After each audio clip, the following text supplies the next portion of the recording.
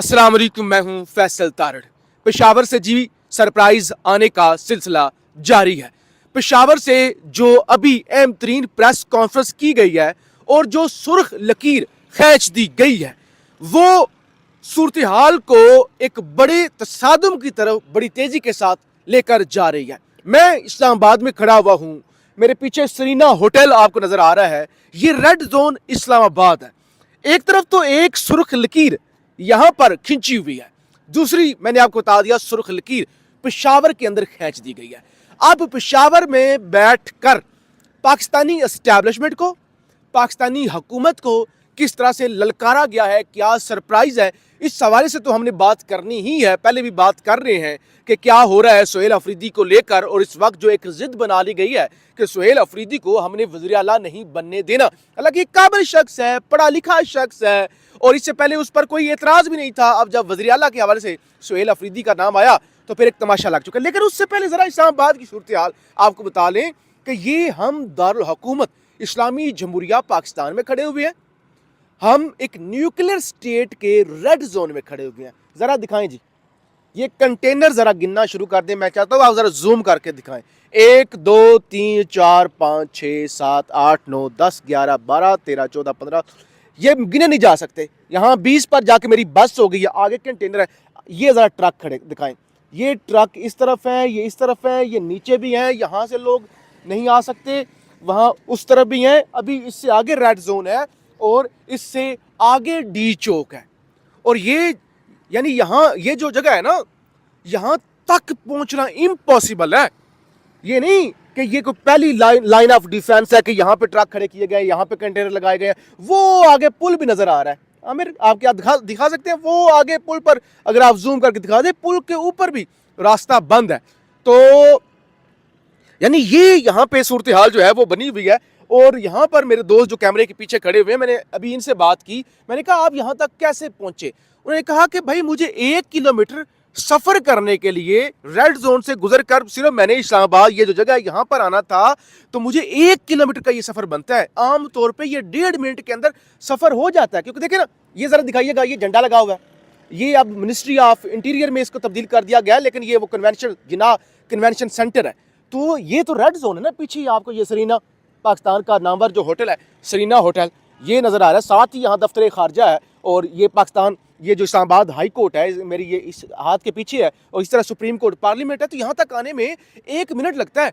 लेकिन ये जो दोस्त कैमरे के पीछे मौजूद है, इन्होंने कहा कि मुझे कम अज़ कम कोई 40 किलोमीटर का सफर तय करना पड़ा है। कम अज़ कम 40 किलोमीटर को, वो कहाँ से घुमा के बाराकऊ, चक, शहजाद और पता नहीं। तो ये बात करने का मकसद ये है कि इस्लामाबाद के अंदर ये सूरत हाल बनी हुई है। जिस जमात का एहतजाज हो रहा है ना, वो जमात लाहौर के अंदर ये भी मैदान जंग बना के बैठी हुई है। 20 से 25 लोग अपने मरवा चुकी है, और वो हाफिज साद के घर पर भी छापा मारा गया है, और बताया गया है जी कीमती घड़ियाँ वहाँ से बरामद हुई हैं। और वहाँ पे जी वो कीमती घड़ियाँ, सोना और पता नहीं उनकी बेटी के हवाले से भी खबरें आई कि उनको भी, छोटी बच्ची को भी गिरफ्तार किया गया है। हाफिज की जो है वो हाफिज साद की एहलिया को गिरफ्तार किया गया। तो वो वहाँ पे सूरत हाल बनी हुई है। यानी वहाँ पे किसी भी जंगी सूरत हाल से, वहाँ पे बल्कि जंगी सूरत हाल क्या होती है, उसमें भी तो ऐसे ही होता है ना, शैलिंग होती है, फायरिंग होती है, और क्या होता है, लोग मरते हैं, खून बहता है। तो अभी भी वहाँ पे वही कुछ हो रहा है। लेकिन यहाँ इस्लामाबाद अभी उनके पहुँचने के चांसेस, यानी आप कह सकते हैं चांस है ही नहीं ना। जीटी रोड सारा जो है वो जगह जगह पे खंदकें खोद कर बंद कर दिया गया है। तो लिहाजा जब जीटी रोड बंद कर दिया गया तो इसका मतलब ये है कि मोटरवे बंद है, या यहाँ तक तो पहुंचना इम्पॉसिबल है। और मैं जिस जगह पे खड़ा हूँ, ये रेड जोन है, इससे पीछे ये फैजाबाद, 0 पॉइंट, बेशुमार रुकावटें हैं ना यहाँ तक पहुंचने के लिए। तो वो ऑलरेडी वहां पर रुकावटें खड़ी हुई हैं। तो यहाँ आज मोबाइल फोन का इंटरनेट चलना दूर की बात, इस्लामाबाद में कैपिटल है, यहाँ पे एम्बेसीज है, यहाँ पे फॉरेनर्स होते हैं। साथ ये लेफ्ट साइड पे मेरे अमेरिकन एम्बेसी यहाँ से 2 किलोमीटर होगी। अच्छा, इम्पॉसिबल है यहाँ पे पहुँचना। लेकिन आज ना सिर्फ इंटरनेट सर्विस बंद है, बल्कि मोबाइल की सर्विस भी, मोबाइल सर्विस होती है ना कि आप इवन किसी को कॉल कर लें, तो कॉल भी नहीं हो सकती। ये सूरत हाल बनी हुई है। यहाँ पे आके आपको बताने का मकसद, ये बेसिकली ये वीलॉग तो मैंने केपी की सूरत हाल पर करना था, केपी वाली सूरत हाल आपके सामने बयान करनी है। लेकिन यहाँ पे आके आपको बताने का मकसद ये है कि आप अपनी आंखों से देख सकें कि ये क्या हो रहा है। एक तो जो भी एहतजाज होगा हम गोलियां मार के मैनेज करेंगे, یعنی اب یہ ہوگا اس ملک کے اندر کہ جو بھی احتجاج ہوگا گولیوں سے اس کو مینج کیا جائے گا.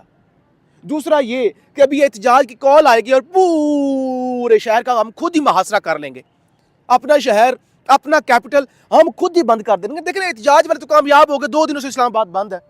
اور یہ پیچھے ٹرکوں والے, یہ بے شمار ٹرک شاید آپ کو نظر آ رہے ہوں گے میرے پیچھے, ان میں سے بہت سارے لوگ شکایات کر رہے ہیں, وہ کہتے ہیں یار انہوں نے ہم سے ٹرک پکڑ لیے ہیں, اب ہم کیا کریں, ہم مجبور ہیں, ٹرک انہوں نے ہمارے پکڑ لیے ہیں, چابیاں لے لی ہیں, نہ ہمارے پاس کوئی سہولیات ہے, بس چابیاں لے کے انہوں نے ہمیں چھوڑ دیا ہے.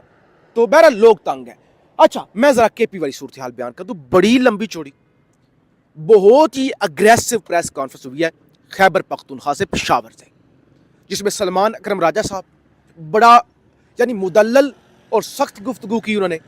اسد کیسر صاحب عام طور پہ بڑے وہ ٹھنڈے مزاج کے سمجھے جاتے ہیں, بہت سخت گفتگو. ان کے ساتھ جنید اکبر تو 20 سے 25 منٹ بولے ہیں اور بہت سخت گفتگو انہوں نے کی ہے, بڑے واضح الفاظ کے اندر, جسے کہتے ہیں نا کہ سرخ لکیر, جسے کہتے ہیں نا, میں نے رات کو بھی کہا تھا یہ معاملات جس طرف ظاہر تصادم کی طرف جا رہے ہیں نا, اور جو ماحول اس وقت بن رہا ہے, دیکھیے جو سچویشن ہے ڈیرہ اسماعیل خان کے اندر اطلاعات ہیں کہ درجنوں پولیس والے شہید ہو چکے ہیں, اور اکزئی کے اندر اس طرح کے واقعات, اور 2-3 جگہوں پہ واقعات رپورٹ ہو چکی ہیں پچھلے 24 سے 48 گھنٹوں کے دوران. افغانستان پاکستان اور Afghan border per shelling for firing کا تبادلہ رپورٹ ہو رہا ہے.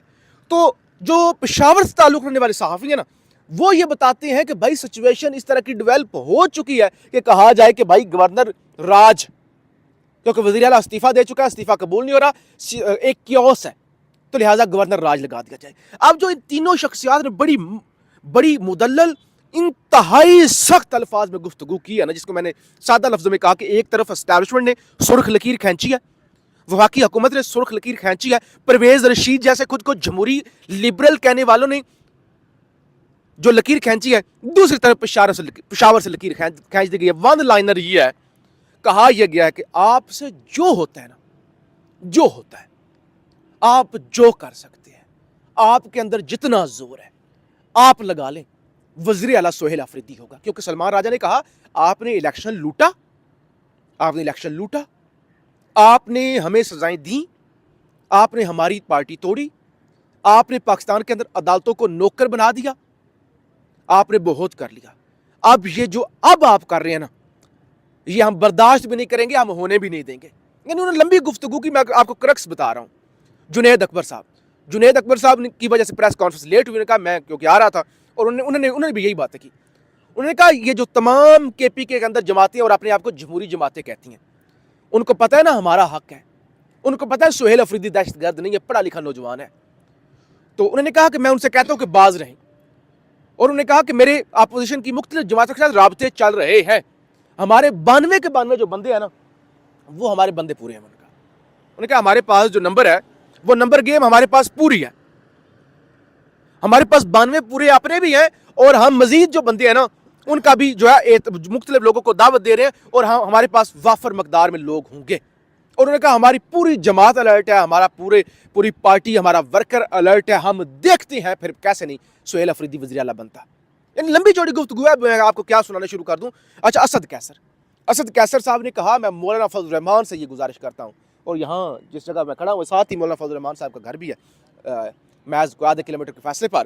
تو مولانا فضل الرحمان سے انہوں نے گزارش کی ہے, انہوں نے کہا مولانا فضل الرحمان سے میں کہنا چاہتا ہوں کہ مولانا صاحب آپ سے یہ لوگ مل رہے ہیں, فیصل کریم کنڈی صاحب آپ سے کل بھی ملے ہیں, اور آج بھی آپ سے ملیں گے, اور کچھ مزید لوگ بھی آپ سے مل رہے ہیں, اور آپ سے کہا جا رہا ہے کہ آپ ان کے گندے کھیل کے اندر حصے دار بن جائیں.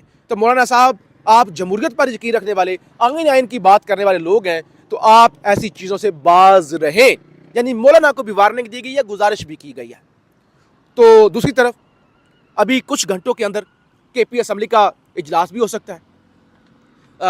استعفیٰ میں نے آپ کو بتا دیا تھا, ریٹن فارم کے اندر بھی گنڈا پور کا استعفیٰ آ چکا ہے, عدم اعتماد بھی آ سکتی ہے, اور مختصر یہ کہ بڑا واضح کر دیا گیا ہے. حالانکہ طاقتوروں کی جانب سے بتایا گیا ہے کہ چاہے یہ مبینہ طور پہ ایسی کچھ چیزیں رپورٹ ہوئی ہیں ذرائع سے کہ اگر ہمیں کے پی اسمبلی پر قبضہ بھی کرنا پڑا نا, ہم سہیل آفریدی کو نہیں بننے دیں گے, وزیر اعلیٰ نہیں بننے دیں گے.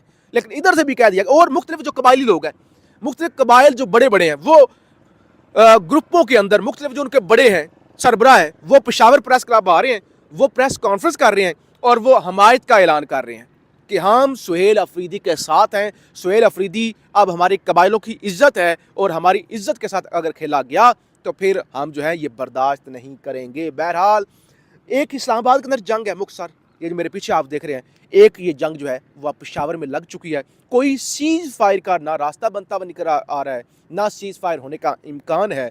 चीज़ें पॉइंट ऑफ नो रिटर्न पर तो पहले से जा चुकी थी, अब उससे आगे इस प्रेस कॉन्फ्रेंस के बाद चीज़ें जा चुकी हैं। हम आपको तफसील के साथ एक एक चीज़ रिपोर्ट करते रहेंगे, इस्लामाबाद की सूरत हाल भी, पेशावर की सूरत हाल भी, और अपनी राय का इजहार ज़रूर किया करें, कमेंट्स किया करें, वीडियो को लाइक किया करें और इस चैनल को ज़रूर सब्सक्राइब कर लें। पाकिस्तान जिंदाबाद।